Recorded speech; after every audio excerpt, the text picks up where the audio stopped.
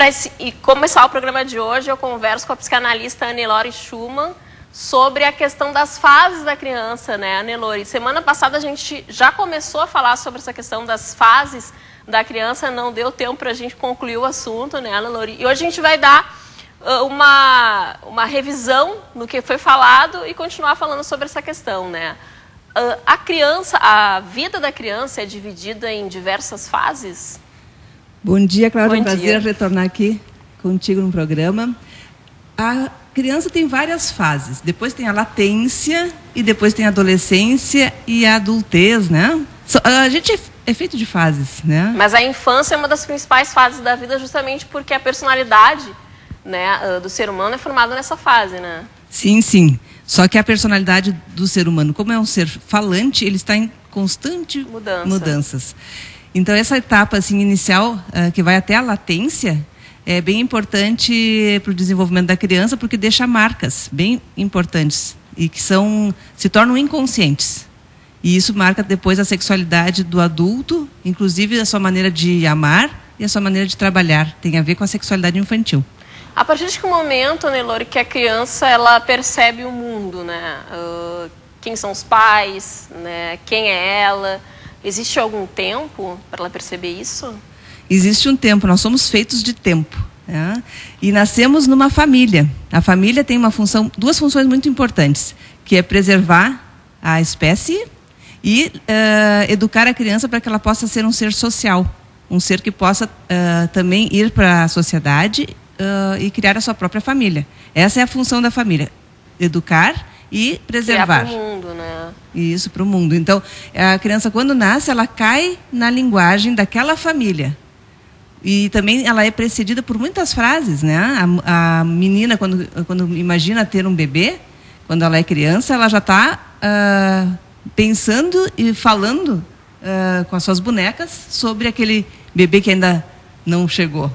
E o pai da mesma forma, né? Com certeza. A criança ela não tem muita noção do tempo, né, Anne-Lore? Se a gente perceber uma criança de 2 anos, que ainda é um bebê, né, ela trata uma criança recém-nascida de bebezinho, olha o bebezinho, né, como se ela fosse muito mais madura, né? Tem essa questão, a gente já tem esse lado, principalmente as meninas, né, a gente já tem esse lado maternal aflorado desde o momento que a gente nasce, né? Não é desde que nasce, né? Porque quando se nasce um bichinho, com muita pouca capacidade. A família é que vai possibilitar que essas condições possam vir a se tornar uma criança. A criança precisa aprender muita coisa para se tornar uma criança. Mas como nós não nos lembramos dessa etapa primeira, que seriam as primeiras fases, nós nos lembramos, com a latência vem uma repressão muito grande das pulsões e das nossas dramas familiares e nossas histórias que nós vivemos na infância. Então, nós lembramos dessa etapa de brincar com as bonecas, de fazer de conta que é um bebê, que é um desejo da menina, né, de poder ter um bebê.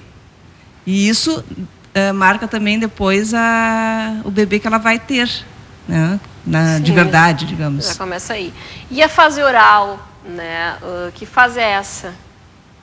Da criança, né? A fase oral é a primeira fase e é a forma com que ela recebe o mundo. Ela recebe o mundo através da boca, mamando, sentindo aquele calor e o leite da mãe. É o primeiro contato com o mundo. E aquela satisfação que ela tem em beber, em sugar, inaugura o primeiro prazer da criança, em sugar o leite. E isso marca como um desejo. Já não fica mais só fome. O ser humano não é feito só de instinto. Ele tem uma pulsão. Em função desse desejo que marcou a criança, ela vai sempre querer voltar a ter aquela satisfação. Anne-Lore, muitos psicólogos, psiquiatras, psicanalistas afirmam que a criança que não tem esse contato com a mãe, né, de tomar o leite materno, ou esse contato é retirado muito cedo, por exemplo, a criança mama 1 mês só, a mãe não volta, né, a dar o peito para a criança aí durante até os 6 meses, que é indicado pelos médicos aí, de que essa criança, por não mamar durante o tempo certo, ela futuramente, aí na fase adulta, ela teria tendência à obesidade. Isso tem a ver ou Seria mais pelo reverso, digamos. Pela questão de não ter esse contato, né? Porque é um pouco de mito isso. É um mito, porque sempre a gente está insatisfeito com o que recebeu na infância. Então, assim, quando nós somos sempre adultos, há uma insatisfação. Porque nós recebemos algo muito, muito forte, né? Um prazer muito intenso, e aquilo nós queremos retornar e nunca conseguimos plenamente. Então, há uma insatisfação. Isso é coisa de adulto, né? Reler a sua infância. Porque a criança, quando mama, mesmo que seja um mês, ela vai depois receber uma comida de forma... Ela vai ter essa... Vai continuar sugando, porque ela não tem condições ainda de mastigar os alimentos nos primeiros meses. Alguém vai dar a mamadeira. Então, essa função mãe, que nós falamos semana passada, é o que garante que ela tenha essas necessidades e essas satisfações que ela precisa. Só que para a mãe, às vezes, é duro não ter tudo aquilo para a criança. Então, ela fica também sentida, né? Não e passa isso muitas vezes para o filho, né? É uma insatisfação dela como pessoa, que não pode dar tudo aquilo que ela queria, talvez uma coisa ideal, né? Que a gente tem uma idealização, às vezes, de ser mãe e dar tudo para o filho. Mas isso não é possível. Mesmo as mães que nunca amamentaram, elas vão dar leite e amor, né? A comida está muito relacionada. Mesmo não sendo no seio, né? Mesmo não sendo no seio. Mesmo sendo pai a dar uma mamadeira, a babá. Sim. E aquela amamentação, Anelore, prolongada, né? Aquela criança que já tem 4 anos e ainda mama no seio da mãe.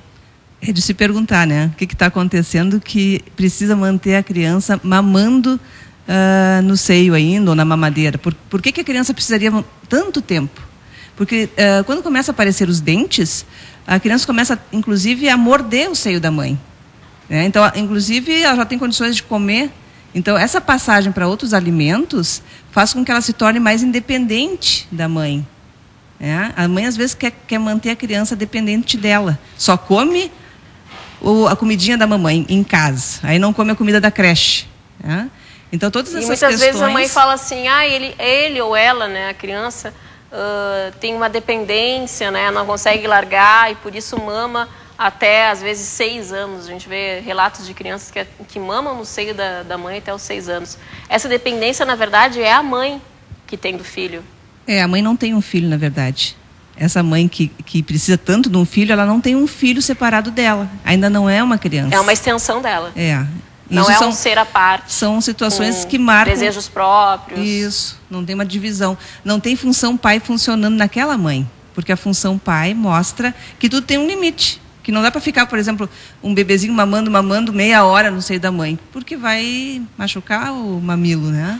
Também não pode ficar tanto tempo a mais. Para que tanto seio, né?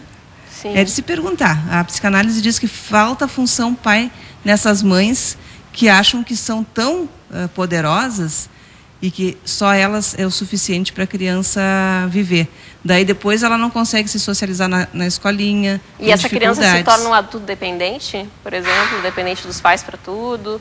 Dependentes dessa ideia de que existe algo que sacia tudo, que não tenho, que eu vou em busca daquilo, ou então cria uma dependência de drogas ou de álcool em função de que deseja essa situação onde não falta nada. É como se tivesse um amor completo. Então, é uma marca que às vezes acontece por excesso. Sempre falta algo, né? Anelore, tu estás ministrando agora, amanhã, né? Às 17 horas, um seminário anual de psicanálise, a interpretação dos sonhos. É possível interpretar os nossos sonhos? É possível. Freud, em 1900, escreve esse livro, A Interpretação dos Sonhos, para relatar o seu achado. O que ele encontrou? Ele encontrou que, além do consciente, nós temos inconsciente. E esse inconsciente, ele se manifesta nos sonhos, se manifesta também na nossa maneira de se relacionar, quando a gente troca um nome pelo outro, nos xistes, nos atos falhos. Se chama de ato falho, né? Isso. Então, ele se manifesta, é uma manifestação.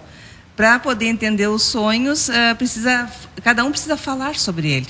Né? Então, o Freud escreveu esse livro para mostrar ao mundo, ele quis socializar esse conhecimento dessa descoberta do inconsciente.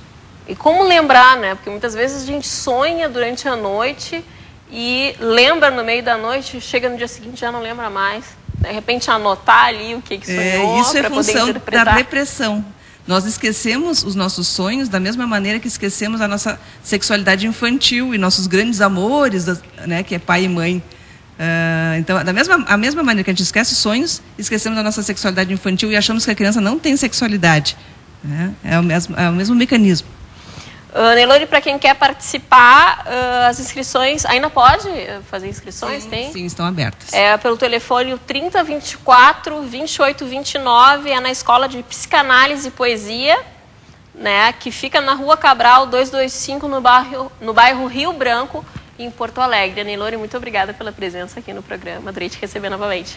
Muito obrigada também. Beijo.